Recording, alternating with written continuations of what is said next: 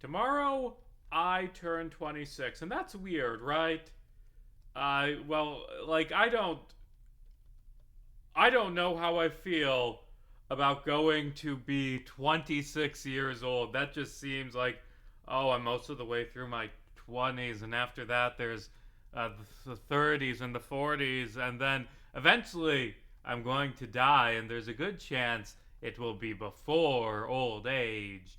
Just, it is weird, the prospect of aging, you know? But yeah, tomorrow I turn 26 years old, and that's something. Yeah. Um I mean it's just the passage of time. It's don't lose a Pokemon as soon as you like pick it up for training again. Casey, you almost did it again. Like actually no, it's a long trip. Do I have a flyer? Do I have a flyer? I mean I can teach fly to someone if I need fly. It's just I don't know. So yesterday was Halloween. Halloween's fun. Everyone loves Halloween. Doing my job, going around taking photos of all the kids and their costumes at the little Halloween events for the community local newspaper I work for, and it's fun. It's simple. It's not hard work. It's just walk around. I did have to cover like a haunted nature trail, where they have like teenagers like popping out to scare people along this 2 mile long nature trail, and I realized the worst part about this, it isn't even the teenagers jumping out to scare, because that wasn't, who gives a shit about that.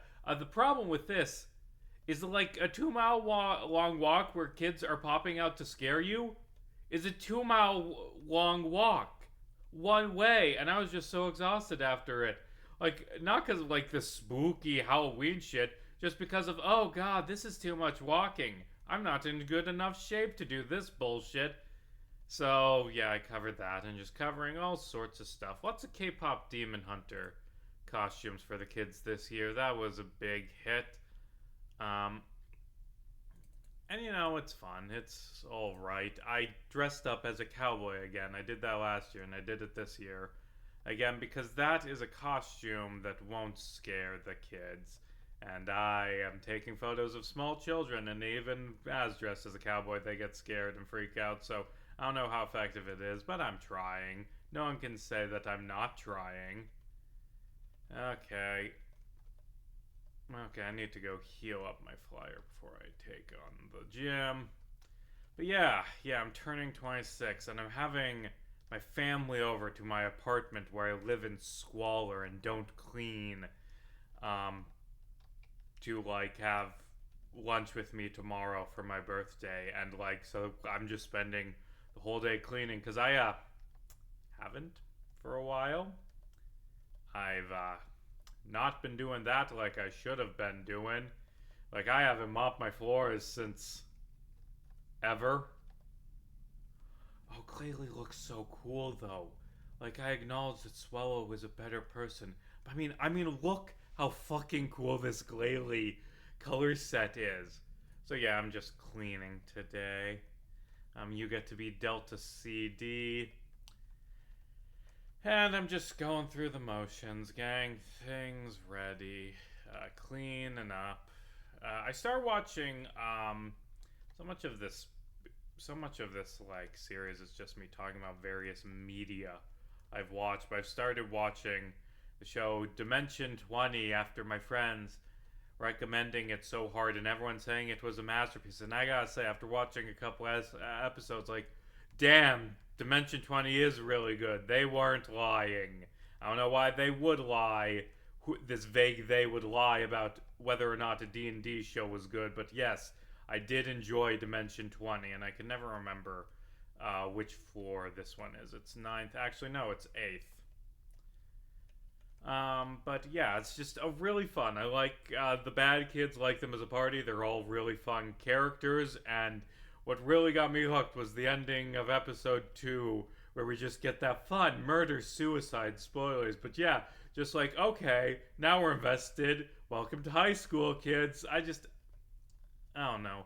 It's good. It's a good show that I've been enjoying, and I wish I was that good at DMing because I DM and I like record myself DMing, which you can watch over on the Dungeon Master Mac Wild channel. Is it the fucking 5th floor? What? 6th? I know what I'm looking for, but I don't remember what floor it is. And I've played this game like so many times. It's the 5th floor. I thought it was the 10th. I knew it was near the top, but actually it was the 5th floor, so what the fuck do I know? And I took off the lucky egg because I don't want my team gang over level. But now I've got the card key, I can just do this one floor at a time, clear out all the rocket guys, and keep getting stuck on the teleporters. And, you know, it's weird that Pokemon is a game series that it's, in one hand, it's got very, very good world building most of the time. There's a lot of care and thought put into most aspects of this series. But they don't really ever do much to analyze the fact that, oh, by the way, we have teleporters. We just invented teleporters. That's a consistent thing of the world building since the first game, is that we just have teleporters. And, like, even beyond that, you can turn living beings into data and transmit them wirelessly. Also, Jurassic Park is real in this setting. Like, there are so many... Oh, that's a cool Mr. Mime design. There are so many weird, interesting Pokemon design like world design things that don't really get expanded on or focused on too much. Am I really gonna lose to a fucking Chimecho? Really? Like, I want like to read a fucking fanfic that is the wonder and whimsy of the world of Pokemon and does not once in the entire fanfic like really focus on the actual Pokemon and like the adventure. It is all on the logistics of this world. It's not about fucking trainer. It's just about talking about like the fucking, I don't know, the like pest control methods you need to keep out fucking Ninkados or whatever. Just not going on an adventure, not going on a battle, just day to day in the life logistics work. I want it to be from Larry's perspective, I've decided. I want it to be about Larry. Yeah, okay. And just keep clearing out these trainers, getting this experience. My team's getting pretty strong, which is good. I should probably stop having the Pokemon who's about dead out front. Or maybe I should heal. Or maybe I'll put the other one out front. So I have been reading Beyond Canon, and I talk about like pretty regularly on these videos. And actually, what do you have? Lucky Egg? No. I'm gonna give you a choice band. You're gonna have no choice but to be super fucking awesome. And the other one can get that magnet I found.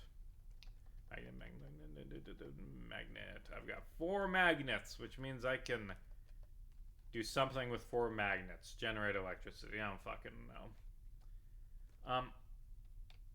But yeah, Beyond Canon's coming out. Reading that as it comes out. And I do think, man, the slow updates, it's just taken a while. And I don't know. I'm not, you don't want hussy pace, but if you have a team of a bunch of people, hopefully you can do faster than what you are doing.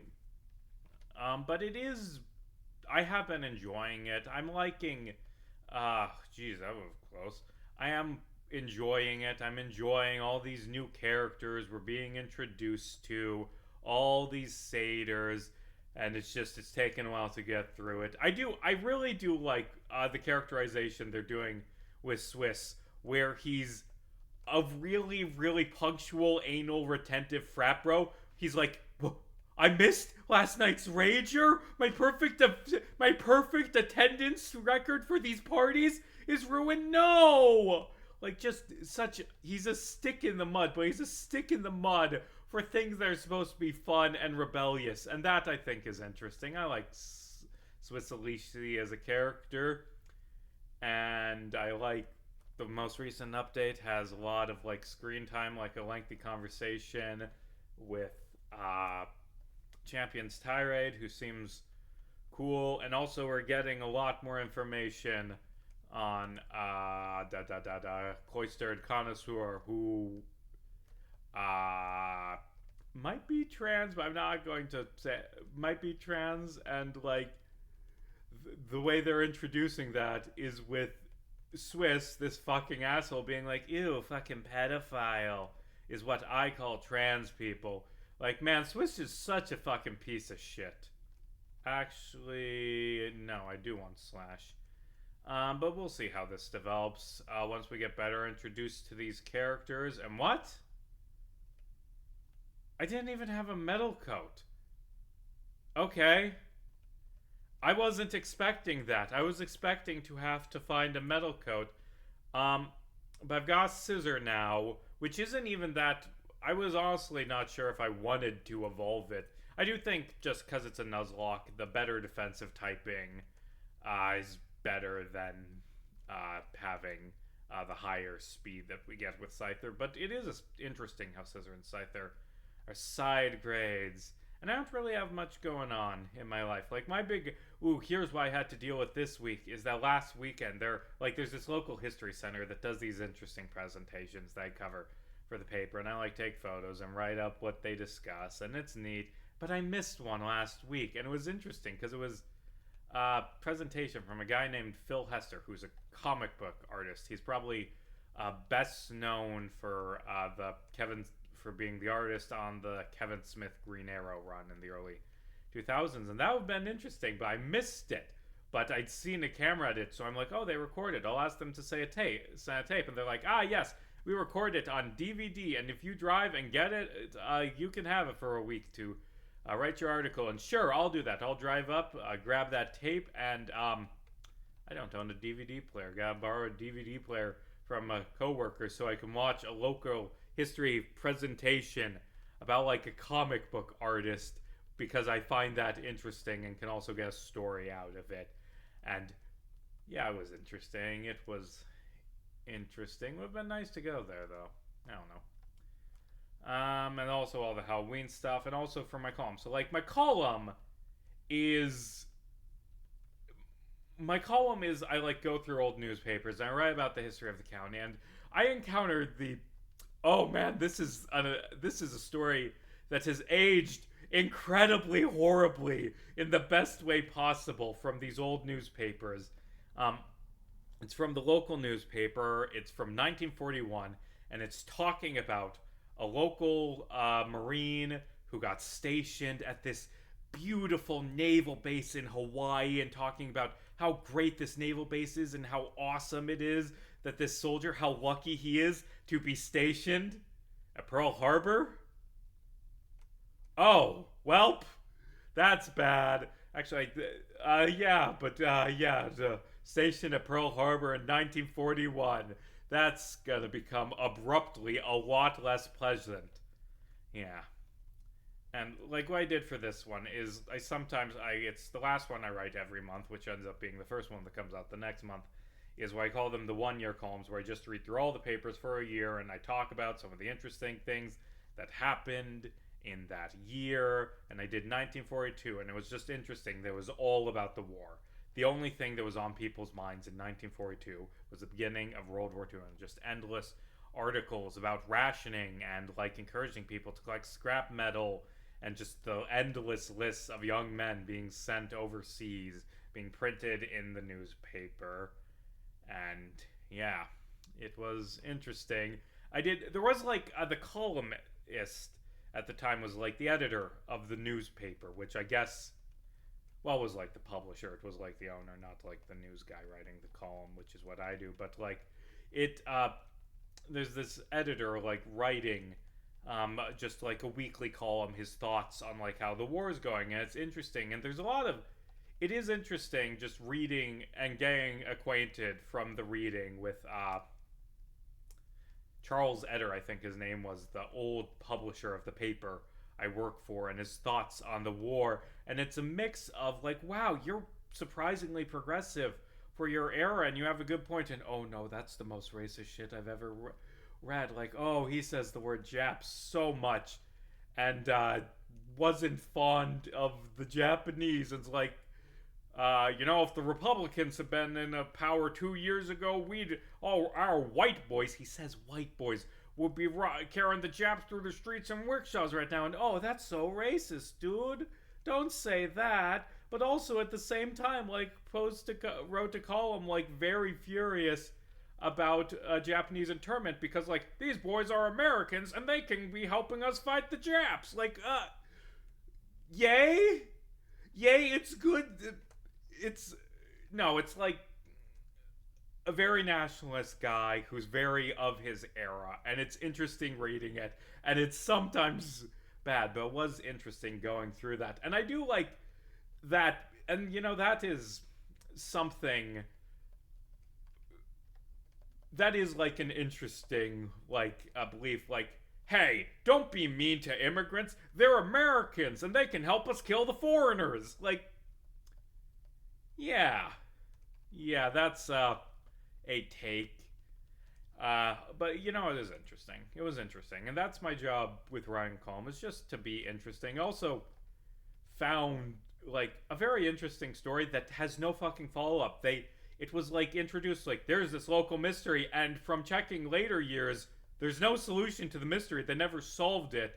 That like a local guy disappeared, and a week later his car was found at an abandoned gas station, and they went in and they found him just hidden in a closet of this gas station. He had no external wounds. It's not clear how he died. There's no weapons around. It's not clear if it was a suicide or a murder. And you may be wondering, wow, that's interesting. What's the solution to that case? How did he end up there? And the answer is they never figured it out.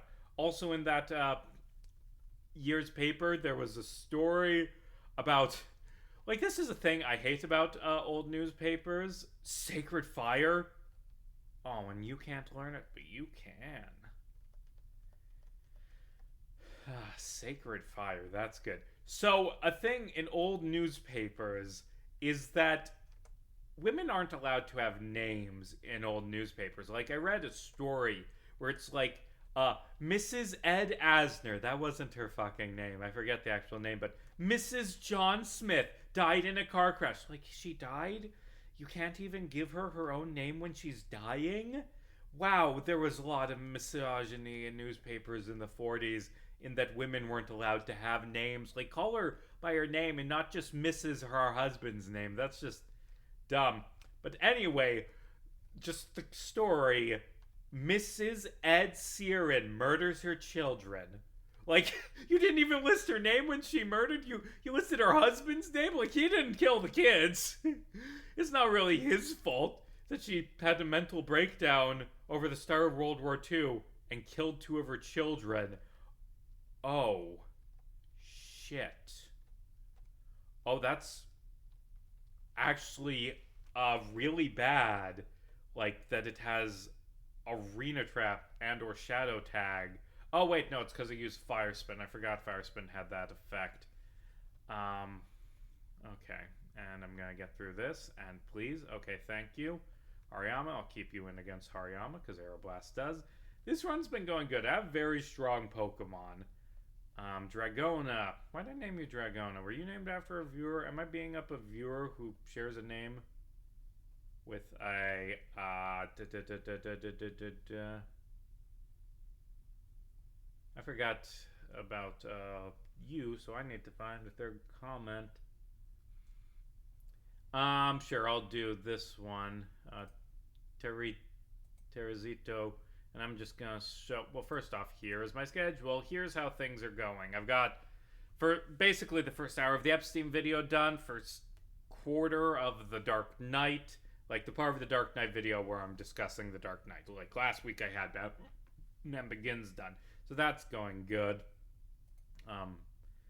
Yeah, let's get some YouTube comments. Okay, Terazito says, Jake gets his ass beat so bad he meets a circuit. But shit, I wish that was me. Do you? Because the circuits famously are terrible. You know what? Who has had their life improved from having known a circuit? Okay?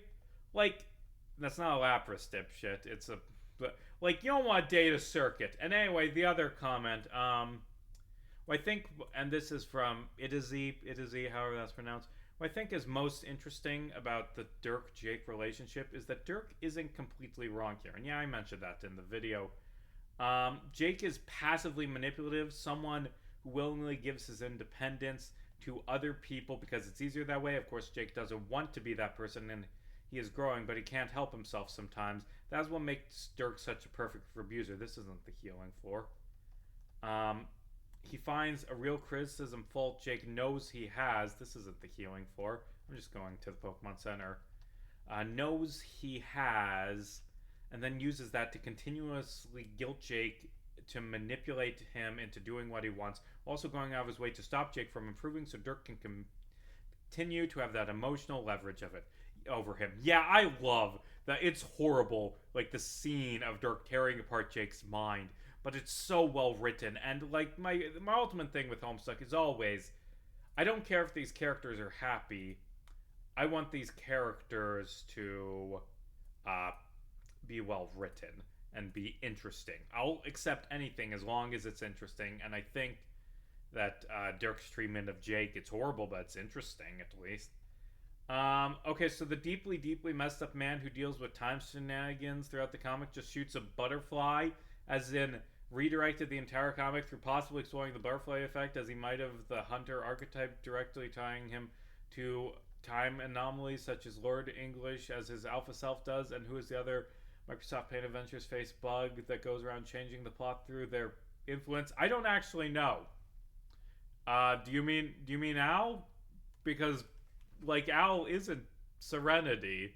That's like Al takes the form of Serenity to talk sometimes, or is that just in fan comics? But I don't. That's a comment from Delta QD, Delta C. Oh, it is QD, not CD. That's some real strong straw grasping. And I forgot about this guy. Just like positioned behind the rival. Like the rival didn't get you, but this fucking bozo will.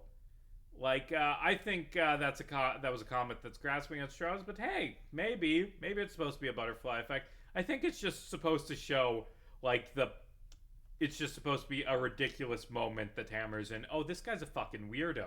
And also an asshole. Okay. And a Famfi, really? Really? You should be ashamed of yourself to be using a Famfi and getting through you. And I've defeated Giovanni. And now give me my Master Ball, even though I don't need it. But I want the Master Ball anyway, old man. Taking a ball from the president. Yeah. I wasn't quick enough on the jump come up with something clever about Trump. I'm much more clever about Trump in the video I'm writing about the death of Jeffrey Epstein, which talks about Donald Trump a lot for some reason. I got so many more hours to do in that video. I don't even have it written yet. I've been stalled working on other stuff, but I'll get done eventually. Work on it's going good, and someday you will be able to see my many-hour-long takedown of Jeffrey Epstein and also Donald Trump. Yeah. Should have ended a second ago. I was gonna do a button joke, but I couldn't think of anything.